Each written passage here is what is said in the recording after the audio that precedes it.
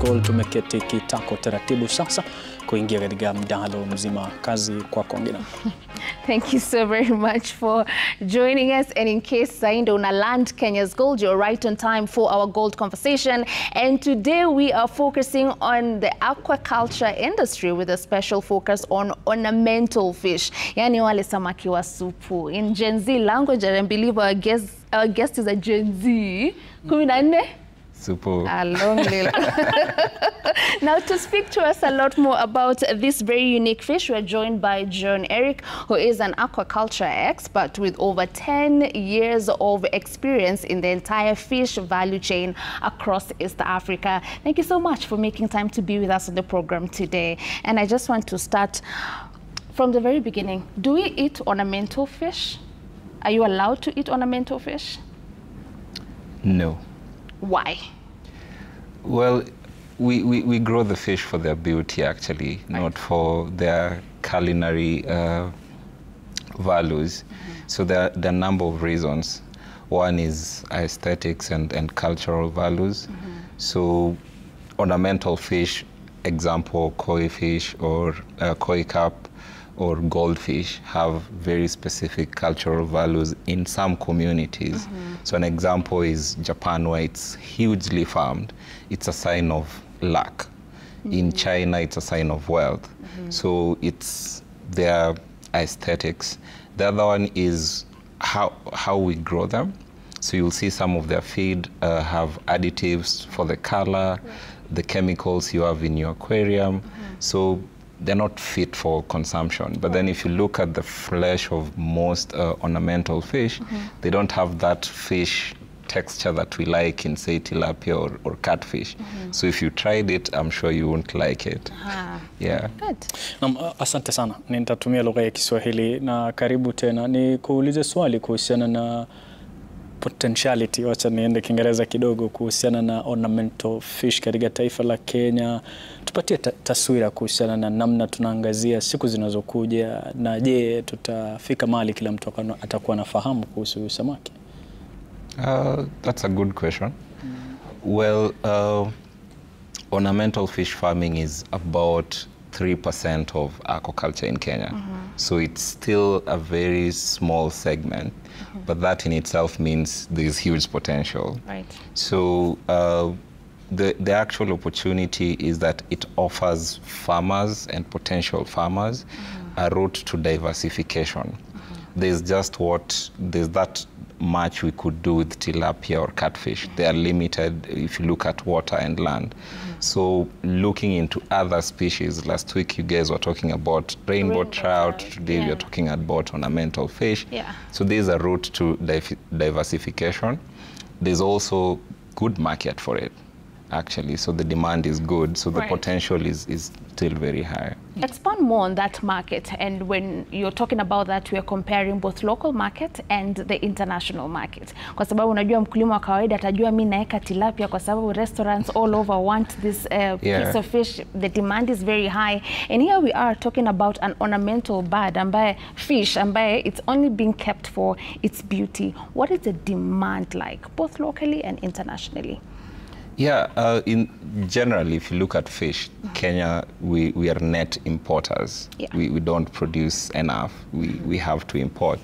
But then the interesting bit with ornamental fish is that Kenya is actually the leading exporter in East Africa of ornamental fish, especially if you look at the marine side of it. So with that regard, there's huge market. Our fish go as far as the US and UAE countries. So there's that export avenue, but then with the current focus on mental health and things like that, I mean, we're starting to have an appreciation of why should you have an aquarium in your house, for example. Most of the big restaurants have the fish. So with all the ornamental fish farms you'll go to, what they'll always tell you is that they can't meet the demand. And it's a niche market, which means looking at it economically, the fish fetch good money. Right. Yeah. Right. Wakati wa mazungumzo yako umetaja neno marine na pia utakuta kuna ornamental kule na kuna fresh water ornamental fish. Tofauti ipo wapi ukiwalinganisha?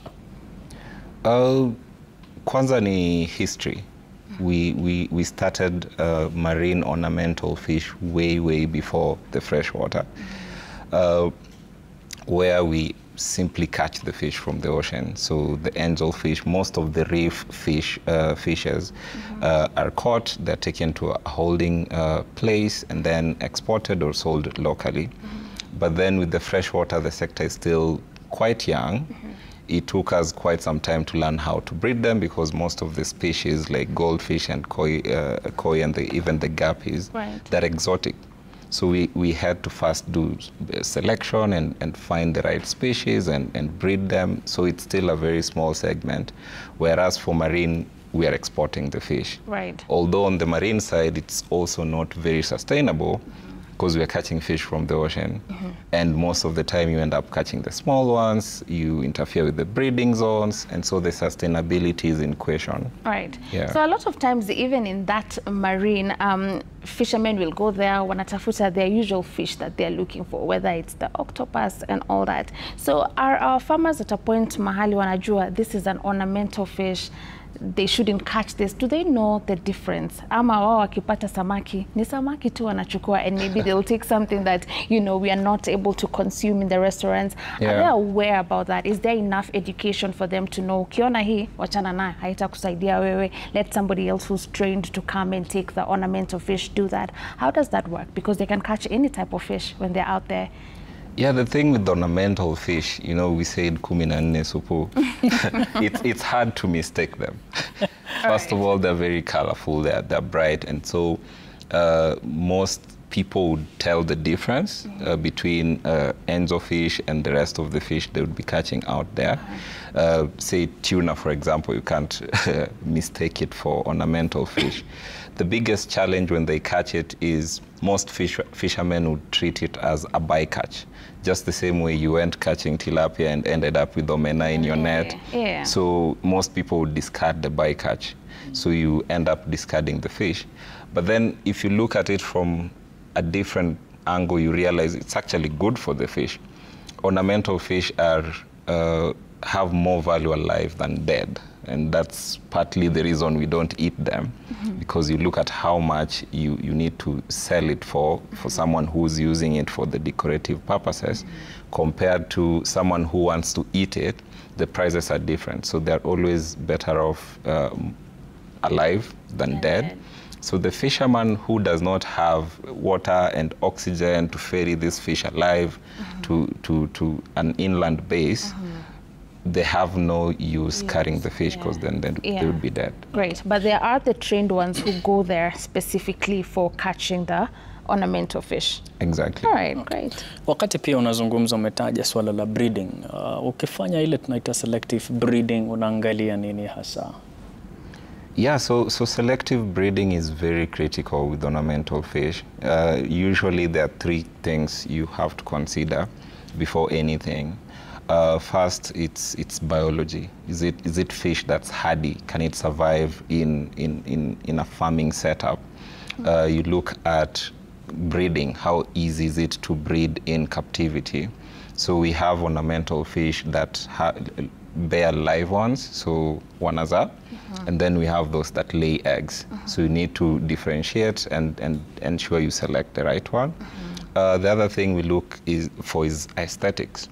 I mean, we rear them for their beauty. Right. So when you do the selection, you want to select the ones that are more appealing than the others. So you have to look at the coloration and the patterns of this, and you have to look at the fins and all that, and the body shape. The more unique it is, the more value it has. Right. You might look at it and think, this looks a bit weird, but that has a higher value to somebody else. Right. And then, of course, the last one is the market demand. We have the species that are more preferred than others.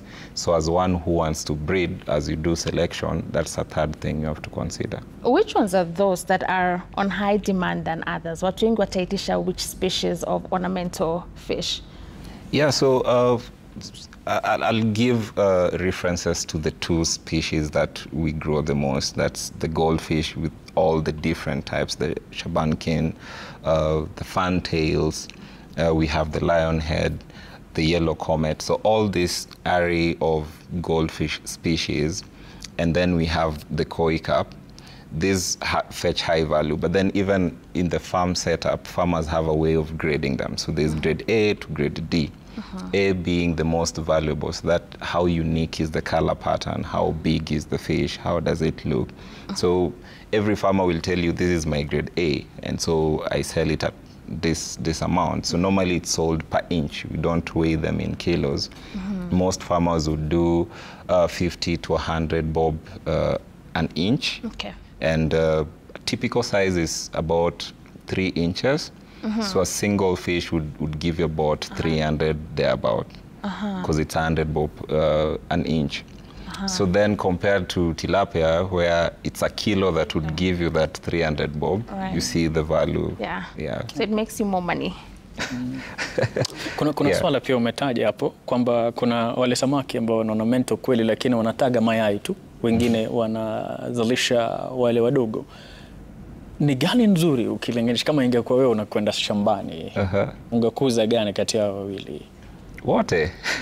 So there are challenges that come with both. The ones that lay eggs, like goldfish and koi carp, you have to ensure that you mimic the conditions under which they breed in the natural setup. So first, you have to play around with the water temperature.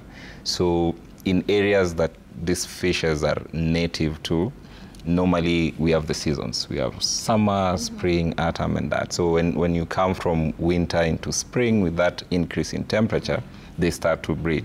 So the farmers around here have to also mimic that. So you have a sudden drop or increase in temperature, and that initiates the egg laying process. So you have to put them aside and let them lay eggs. Wale ambao wanazaa, you have to worry about the fries, the very young ones, because then they're very delicate. How do you collect them? How do you ensure that they're in a condition that the survival rate is higher? Right. So for someone who's starting and pengine alikuwa na tilapia kona ameweka pale kwa pond yake, can they mix? Can you have a situation where you have your ornamental and tilapias in the same pond? Yes. Is that okay to do that? It is okay, as long as you have the right stocking densities. Reason I'm saying it's okay to do that, it's because all factors held constant. Goldfish, koi carp, guppies, their water quality requirement is almost same as tilapia. Right. Where, of course, in theory, you'll see goldfish or koi carp requires slightly higher oxygen levels and cleaner water, because then it's for aesthetics. You need to see the fish. Yes. But you go to most tilapia ponds, you have to bring the food, so in which case you'll just see them gulping for the feed. So that's the difference that most farmers consider, and then they don't mix them, because it's competing priorities. Tilapia, you'll stock many of them. The water can be murky and dirty, but then to get the maximum value of your ornamental fish, you need to see them. You need the water a bit clearer. Right. Okay. Kufanikisha hilo pia bado tunahitaji vyakula, ile nutrition na feeding ifanyweje kwa mtu ambaye anataka pia afanikishe? Najua vyakula tatizo, kwako kama mtaalamu utasemaje kuhusiana na hilo? Yeah, so this takes me to the general aquaculture sector. I believe it's now common knowledge that 70% of the cost of production is feed. So I would say the good news is goldfish, koi carp, and most of these other fish are omnivorous. So it means the protein content in the feed must not be 50 or 40. You can do it 30 to 35. Same ranges for tilapia. So we have farmers making their own cottage feed on their farms. We have farmers who buy the commercial feed, which is what we often recommend. It's still very expensive, and most of the interventions we have in the projects around it, seeing how do we fix this? Because then my tagline has always been aquaculture of which ornamental fish farming is part of, can only justify itself in economic terms. So if the feed is very expensive, your cost of production is expensive, then your margins are also very low, or sometimes you're actually making losses. So I like the feed question, because then it's the same as what we are trying to address in tilapia and catfish. Right. Can they feed on the same thing? Like the ornamental, can they feed on the same feeds that you're giving the tilapias? Yeah, they can. It's just that if you want to be, if you want to lean more on precision farming and you want to even control the specific color of the fish, then you have this coloration you have to add to the feed. But then under normal circumstances, they just require the same diet. They need proteins, carbs, and all that. All right. Yeah. Thank you. Nashukuru sana Bingwa. Asante sana mtazamaji kwa kutufuatilia, kwa sababu najua umefuatilia kabisa kwa kote mkubwa. Sasa tunachukua mapumziko kidogo, tukirejea kungali kuna mengi. Usikwende popote, usibonyeze kidubwashi chako, salia na sisi.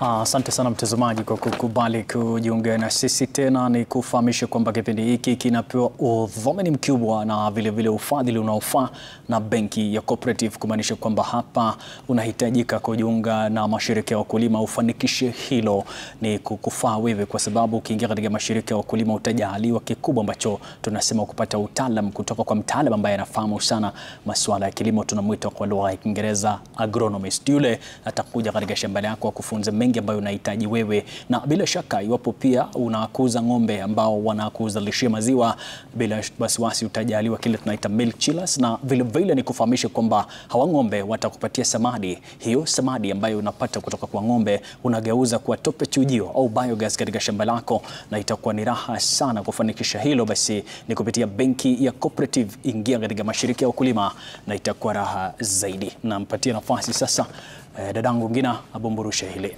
Great, thank you so much for that. And just continuing with our conversation here with John Eric, we left it at talking about feed, and I'd want for you to talk to wakulima wa samaki in general, a good quality feed. Unajua kuna ile unaambiwa kwanza uhakikisha it's not sinking, you know, and all that. But if you're to give us a breakdown on what is a good quality feed for your fish, how would you describe it? And while at it, hapo mali tunaweka ornamental fish. Wait, I keep saying birds. I don't know if it's because I love peacock. Yeah, ornamental, it just feels like a peacock. Ornamental fish. What kind of ponds suit it best? Unajua we have the different ones. Kama ni earthen, kama ni concrete, kama ni lined, what kind of pond would work best for your ornamental fish? Yeah, to start off from the feed question, it's the same reason we humans eat. We need a balanced diet. So a good feed, for me, the basic definition is it must be a balanced diet. So when you buy any feed, fish feed, there's a bag. On the bag, you have protein content, carbohydrates, fat, moisture. So you have to check and see that it's balanced. Now, the key component, obviously, is it's protein. Right. So you have to know what stage of fish you have and you're planning to feed. Smaller fish, in principle, require higher protein content. It's the same thing with children, requiring, you know, the breast milk and all that. As they progress, the protein content starts going down, and you feed at a higher percentage body weight of the fish as they grow bigger. So check the bag, check the expiry date. I think that's also very key, so that you don't feed your fish on expired feed. The other thing is what you mentioned. As you drop the feed, what fish are you growing? Right. If you're growing tilapia, they feed from the surface. You need feed that floats rather than one that sinks. You look at dust content. The feed should not have a lot of dust. The dust is polluting your pond, and that does away with oxygen levels, because that promotes growth of algae, which, well, the fish might eat it, but then at night they consume all your oxygen. You wake up and most of your fish are gasping for air. Right. Yeah. Now on ornamental, it's the same as tilapia or catfish. You could do it in a pond or a tank, as long as you maintain the right quality of water. So looking at oxygen, ensuring it's around 3 milligrams per liter. They say ideally it should be 6, but then we've seen that the fish can not only cope and tolerate at 3 to 4, but they breed as well. So look at the oxygen levels, look at ammonia levels. They shouldn't be more than 0.02 milligrams per liter. Now, commercial farmers should have water quality test kits to ensure that they maintain this high water quality. All right. Okay. Yeah. Bingwa, sidhani kama kuna mengi ambayo nda kuongezea, kwa sababu wewe umefanya mambo mazuri kabisa kutumiminikia maarifa kutokana na masuala ya samaki. Mtazamaji, asante sana nawe kwa kutufuatilia, na kamilisha nikisema hivi: salia na Mwenyezi Mungu, kumbuka tatimiza ndoto, tutafaulu sana. Lakini awali ya yote najua of course, both of you have to give me the answer to our farm joke question of the day. And today we were asking you, what comes once in a year, twice in a week, and never in a day? I'll start with Terer before John Eric. Wacha ni guess. Sijui kwa Kiswahili, lakini eclipse. Eclipse. It comes twice in a week. Like today you've seen 2, this week you've already seen 2 eclipses. Yo, and then finally Terer amesema week twice anaona eclipse. John Eric, what comes twice in a week, never in a day, once in a year? Oh my God, I was thinking along his line. Eclipse. All right, guys. And the answer is letter E. You get? Like, oh yeah. All right, thank you so much for watching the program today. Thank you also, John Eric, for being here with us today. It's been an absolute pleasure having you with us. Wapi eclipse mbili in a week. You'll tell me after the program. Thank you also, our viewers, for watching the program. It's been a pleasure having you here. We'll see you again tomorrow. The agenda will be on coffee farming here in Kenya. Thank you so much for watching.